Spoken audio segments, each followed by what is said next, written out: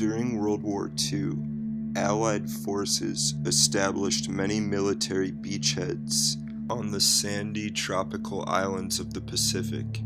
Many of these islands were inhabited by native populations who were completely isolated from the modern world, with no knowledge whatsoever of modern technology.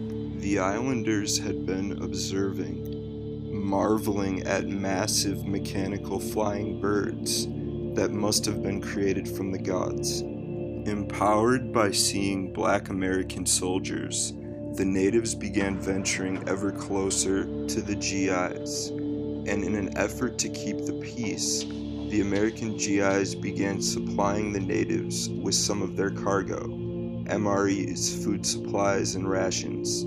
Strewn about the islands were amazing artifacts, created out of strange materials that they had never seen before.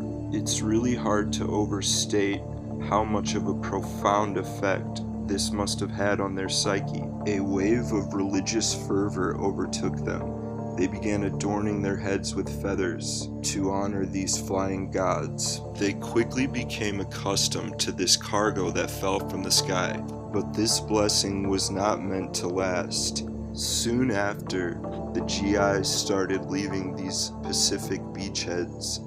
The gifts and great blessings from the gods were leaving with them. This could only mean one thing, that somehow they have offended the gods. Heartbroken and confused, they started sacrificing their pigs, burning them on an altar to the great pigs in the sky. What they did next is very interesting indeed, and offers some insight into the human mind's tendency to create elaborate delusions around things that we do not understand.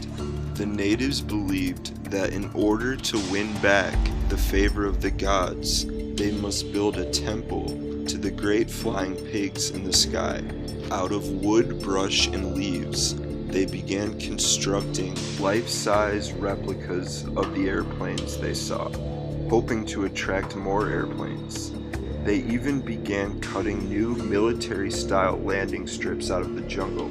They fashioned uniforms and made badges out of rocks, seashells, and wood to match what they had seen from the GIs.